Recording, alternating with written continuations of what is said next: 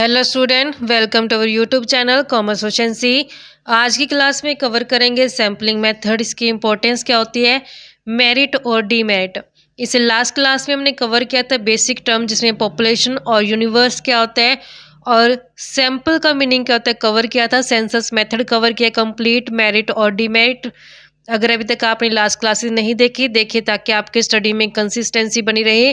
अगर अभी तक आपने मेरे यूट्यूब चैनल कॉमर्स एफिशिएंसी को सब्सक्राइब नहीं किया, सब्सक्राइब कीजिए और बेल आइकन जरूर प्रेस करें ताकि जब भी मैं वीडियोस अपलोड करूं सबसे पहले नोटिफिकेशन आपके पास जाए, आप वीडियोस को देखकर आपकी स्टडी बूस्टअप हो।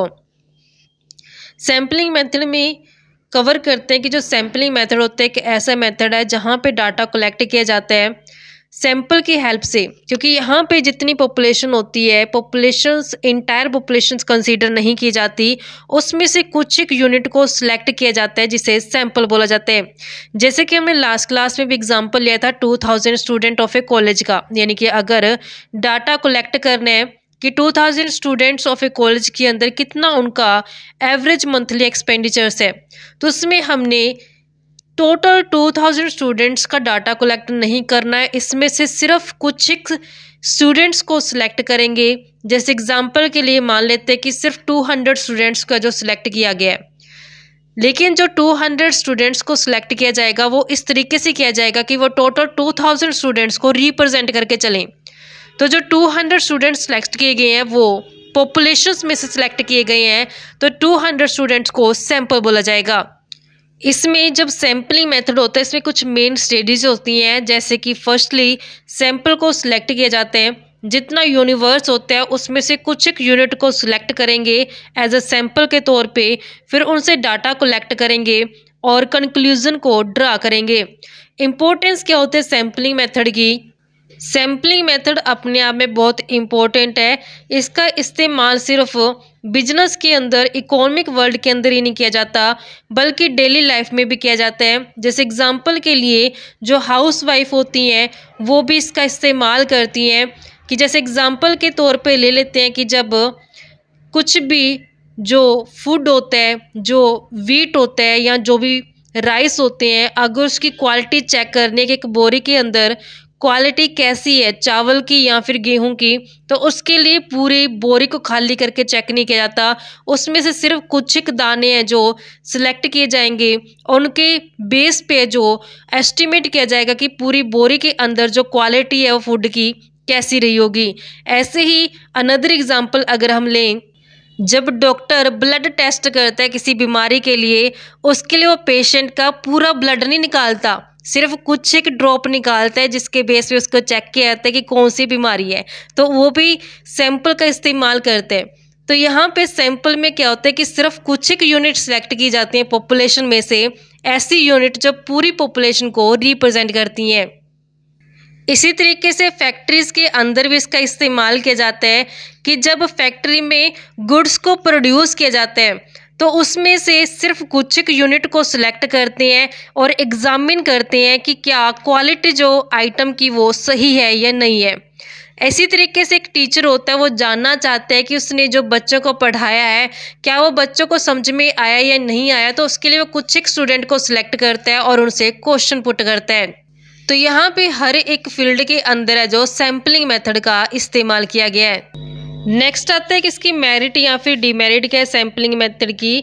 मेरिट यानी कि इसके फ़ायदे क्या हैं कि saving of time and money, कि सैम्पलिंग मेथड लेस एक्सपेंसिव होता है, इसमें कम टाइम और कम पैसे की ज़रूरत होती है, जिससे जो मनी होती है और जो लेबर होती है वो सेव हो जाती है, क्योंकि इसमें पूरी पॉपुलेशन को स्टडी करने की ज़रूरत नहीं पड़ती, सिर्फ पॉपुलेशन में से कुछ सिलेक्टिव यूनिट को ये जो सिलेक्ट करके इन्वेस्टिगेशन किया जाता है। Saving of time, sampling method के अंदर जो डाटा होता है वो बिल्कुल जल्दी कलेक्ट किया जाता है, जिस कारण से जो टाइम है वो सेव हो जाता है, क्योंकि अगर पूरी पॉपुलेशन में से ईच यूनिट को कलेक्ट करें तो उसमें टाइम कंज्यूमिंग हो जाएगा। लेकिन सैंपल में क्या होता है कि पूरी पॉपुलेशन में से कुछ एक यूनिट को सिलेक्ट किया जाता है जिससे इंफॉर्मेशन कलेक्ट की जानी है, जो जल्दी हो जाता है और टाइम सेव हो जाता है। इंटेंसिव स्टडी में इसका इस्तेमाल किया जाता है। जब ज़रूरत पड़ते इंटेंसिव स्टडी की तो उसमें सैम्पलिंग मेथड को इस्तेमाल करेंगे। ऑर्गेनाइजेशनल कन्वीनियंस, तो यहाँ पे इस मेथड का इस्तेमाल करके जो रिसर्च वर्क होता है उसको ऑर्गेनाइज कर सकते हैं और एग्जीक्यूट कर सकते हैं कन्वीनियंट तरीके से। इसमें ज़्यादा स्किल और कम्पिटिटिव इन्वेस्टिगेटर की ज़रूरत पड़ती है। मोर रिलायबल रिजल्ट, जो इससे रिजल्ट होते हैं वो रिलायबल होते हैं क्योंकि पॉपुलेशन में से यूनिट को इस तरीके से सिलेक्ट किया जाता है एज अ सैंपल के तौर पे जो पूरी पॉपुलेशन को, पूरे यूनिवर्स का जो रिप्रेजेंट करे, जिससे जो रिजल्ट आएंगे वो मोर एक्यूरेट और रिलायबल होंगे। मोर साइंटिफिक मेथड है, जो सैम्पलिंग मेथड है ये साइंटिफिक है क्योंकि इसमें इंक्वायरी की जाती है अदर सैंपल के साथ, यानी कि इसमें कंपेयर किया जाता है अदर सैंपल के साथ, जिससे साइंटिफिक है जो ये बन जाता है मेथड। ओनली मेथड जब पॉपुलेशन इनफाइनाइट होती है, जहाँ पे सेंसस मेथड का इस्तेमाल नहीं कर पाते, तो वहाँ पे सिर्फ और सिर्फ सैंपल मेथड का जो इस्तेमाल करेंगे। क्योंकि सेंसस में क्या होता है कि फाइनाइट पॉपुलेशन होना ज़रूरी है, क्योंकि सेंसस के अंदर हर एक यूनिट को इंडिविजुअली जाकर के इंफॉर्मेशन कलेक्ट की जाती है, उनसे डाटा कलेक्ट किया जाता है। जबकि सैंपल में क्या होता है कि पूरी यूनिवर्स को सिलेक्ट करने की ज़रूरत नहीं होती, उसमें से सिर्फ कुछ एक यूनिट को सिलेक्ट करते हैं। तो जहाँ पे पॉपुलेशन इनफाइनाइट होती है, जहाँ पे पॉपुलेशन को काउंट नहीं कर सकते, तो वहाँ पे बेहतर है कि सैंपल मेथड का जो इस्तेमाल किया जा सके। सैंपलिंग मेथड एक ऐसा एप्रोप्रिएट मेथड होता है जो उस जगह पे इस्तेमाल किया जाता है जहाँ पे सेंसस मेथड को इस्तेमाल करना असंभव हो जाता है। इसका नुकसान क्या है? लेस एक्यूरेट है।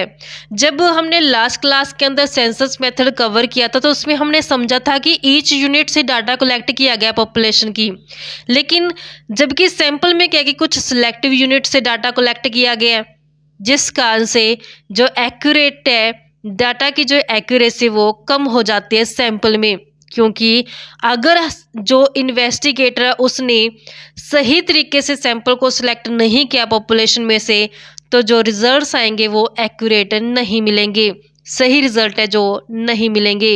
रॉन्ग कंक्लूजन, अगर पॉपुलेशन में से सैंपल ऐसा सिलेक्ट कर लिया जो पॉपुलेशन को रिप्रेजेंट नहीं करेगा, तो जिस कारण से जो कंक्लूजन्स निकाले जाएंगे, जो रिजल्ट्स आएंगे वो भी मिसलीडिंग रिजल्ट होंगे, जो गलत दिशा जो दिखाएंगे। लेस रिलायबल, इसमें जो रिलायबिलिटी होती है as compare to census method वो कम होती है, क्योंकि यहाँ पे जो इन्वेस्टिगेटर होता है वो अपनी बाइसनेस को जो यूज़ करता है, उसका जो पक्षपात यहाँ पे रहता है, वो अपनी कन्वीनियंस को देखता है।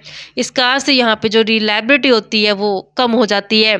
नीड ऑफ स्पेसिफिक नॉलेज, जो यहाँ पे हमने कवर किया था कि इसमें जो कम्पिटिट और स्पेसिफिक नॉलेज की ज़रूरत होती है कि जो इन्वेस्टिगेटर है वो ऐसा स्पेसिफिक नॉलेज वाला हो, ताकि वो जब सैंपल सेलेक्ट करे पॉपुलेशन में से वो ऐसा सैंपल सेलेक्ट कर ले जो पूरी पॉपुलेशन को रिप्रेजेंट करता हो।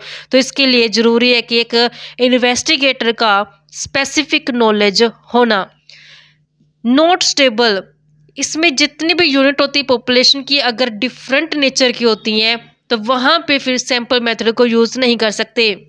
यानी कि अगर पॉपुलेशन में डाइवर्स करैक्टरिस्टिक्स की यूनिट्स हैं, यानी कि हर एक यूनिट की जो करैक्टरिस्टिक्स है वो डिफरेंट है, तो वहाँ पे फिर हम सैंपल मेथड को इस्तेमाल नहीं कर सकते। क्योंकि सैंपल मेथड में सिर्फ हम वहीं पे लागू कर सकते हैं जहाँ पे पॉपुलेशन है जो वो सिमिलर नेचर की हो, एक जैसी नेचर की हो। तो वहाँ पे तो हम सैंपल यानी कि कुछ एक यूनिट को कलेक्ट करके पूरी पॉपुलेशन को एस्टिमेट कर सकते हैं, लेकिन अगर characteristics each unit of the population की डाइवर्सिफाइड है तो वहाँ पे फिर हमने सैंपल मेथड को यूज़ करना स्टेबल नहीं रहेगा। तो इस तरीके से बच्चों हमारे पास एक कंसेप्ट बनता था सैंपलिंग मेथड। आई होप कि आपको क्लियर हो गया है। नेक्स्ट क्लास में कवर करेंगे इसका डिफरेंस क्या है सेंसस का और सैंपल मेथड का। ऐसे रेगुलर क्लासेस के लिए आप मेरे यूट्यूब चैनल कॉमर्स प्रोficiency को सब्सक्राइब, लाइक और शेयर करें। बेल आइकन जरूर प्रेस करें ताकि जब भी मैंने वीडियोस अपलोड करूं सबसे पहले नोटिफिकेशन आपके पास जाए, आप वीडियोस को देखकर आपकी स्टडी बूस्टअप हो।